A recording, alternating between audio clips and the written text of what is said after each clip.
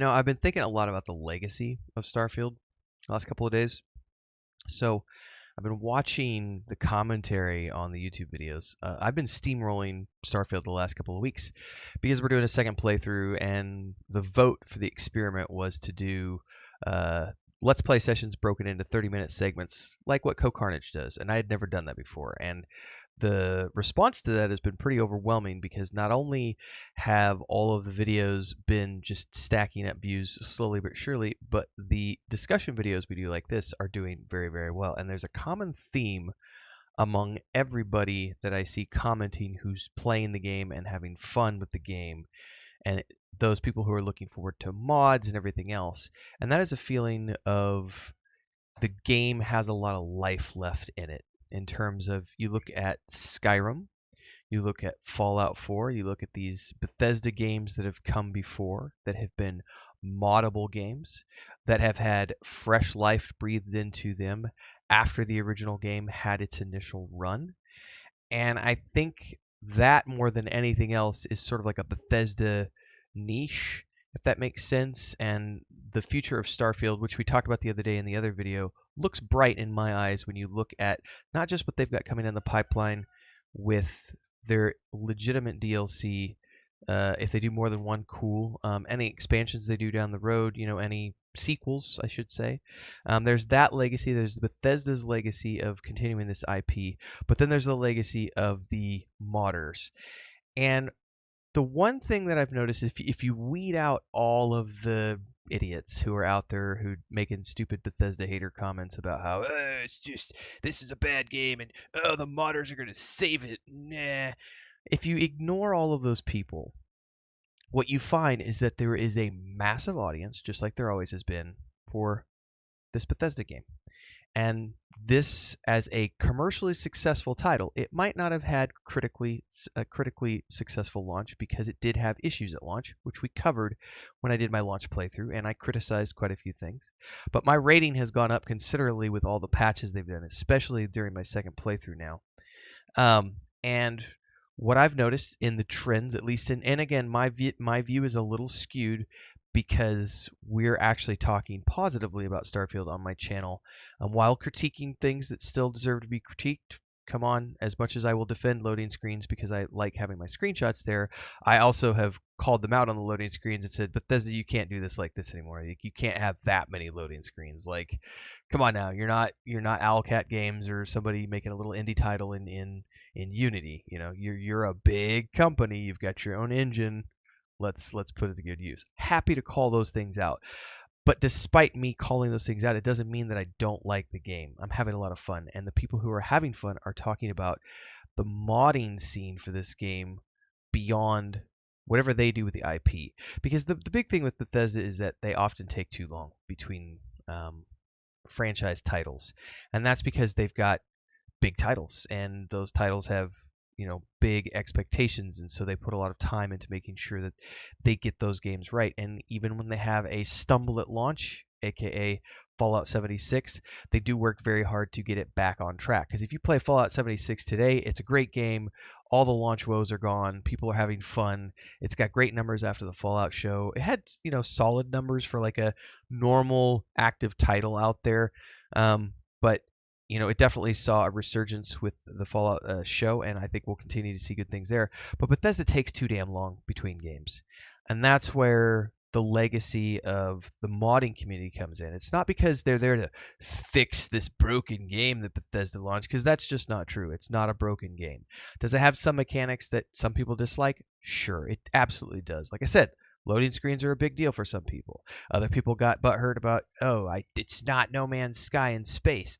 I don't want Bethesda in space. I want No Man's Sky in space. Or the people who came in and said, I want Star Citizen is so much better. Which, by the way, Star Citizen is shaping up to be, assuming it actually ever sees the light of day. I'm mostly interested in the Squadron 42 aspect. I don't really care about the persistent universe yet. If I have a really good time in Squadron 42, which I will, I had fun in Wing Commander, I had fun in Freelancer, I had fun in all those franchises. While I don't agree with all the things that Chris Roberts does from a development standpoint, he makes good games. And I did like the movie he did too, the Wing Commander movie. It was a cheesy B movie, but it's still fun. Anyway, I digress.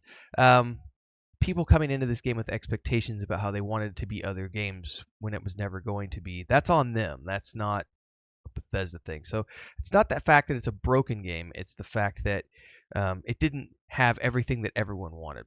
That's okay. No game does. Move on about your life. Play other things. But in the meantime, the legacy of this is that the people who enjoyed it enough to have all these playthroughs and everything else are now primed and ready for when the creator stuff happens later this year, assuming everything falls in line according to schedule. And then once that comes out, we get into the second life of Starfield. And played, I've never played around with the mods in Fallout or Skyrim. I just traditionally don't play with mods. I'm a big fan of whatever the developers produce. That's what I want to play. I want to play their game. I'm not here to play your game in their sandbox. I'm here to play the game that they wrote, that they directed, that their writers worked on, that their music writers worked on, that their artists worked on. I blanked on music. A composer. I don't know why that word escaped me this morning. Um, all of those things are things that I want to experience because I like Bethesda games. I'm looking forward to the next Elder Scrolls game. I like the Fallout games. Even though they didn't design it, they still produce good games. Like the Indiana Jones game that's coming out, I can't wait for. Redfall, while it had its flaws, I still enjoyed. Like, it was a fun little vampire shooter, you know? But be that as it may, I've never done mods. Quick commercial break, everyone, to celebrate and give thanks to all of these amazing people who keep me on the air full time. Really appreciate the support. All you got to do is join as a member. You get access to private videos. You can also do super thanks on any upload or super chats and stickers on any live stream or premiere you see. And beyond that, don't forget we're multi-streaming over on Twitch now, so you can support over there as well. Thanks so much to everybody. Let's get back to the video at hand. Because of the fact that I like to play things the way the developer intended them. But as I've gotten older, I also see these massive gaps in between Bethesda titles, and those gaps look like they are nicely filled with things that the modding community does. So the legacy, I think, for this game, beyond just it becoming the basis of a new franchise, is this establishment of a modding community who are already doing crazy things. Like, I saw somebody the other day who had already gone out there and done a Mandalorian. It was janky as hell, but he did like a Mandalorian Star Wars, mod thing, and was going through playing as the Mandalorian, and that got a lot of people excited for the future of that. And I can understand that because, there's a lot of people out there who want more Star Wars games, myself included, and to have somebody who can come along and make something that's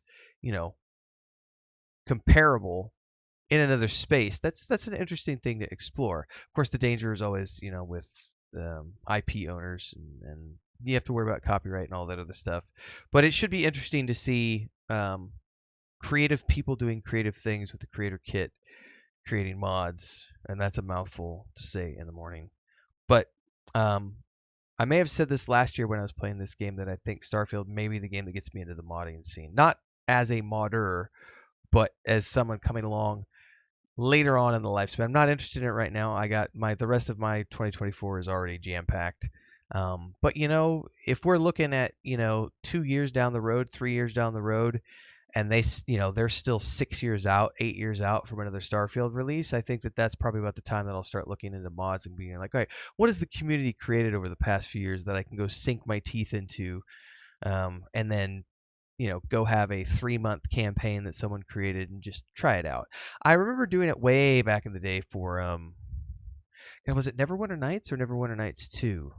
One of those games had a dungeon kit. Maybe both of them did. It's been so long ago I can't remember.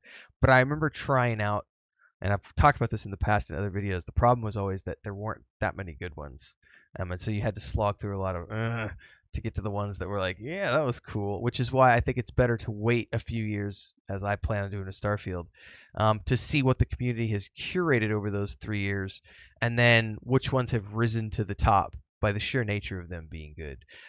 That excites me in a way that I wasn't previously excited by, if that makes sense. I don't know. Like, subscribe, hit the bell icon. We're still doing more Starfield content. Obviously, my second playthrough is continuing. We are sort of in the last third of it. I would expect this to be done by mid-May, at least the main storyline playthrough, and then after that, I'm going to be getting into outpost building and ship building, which is something I've never done. So that will be happening probably throughout the July and beyond period. Like July and August, I'll probably dedicate to outpost building and ship building, and then at some point in the fall, we're going to be getting a the expansion. So anyway, stay tuned for more of that stuff. Daily streams here on Twitch. There's a Patreon, a Discord. Go get involved. See you next time.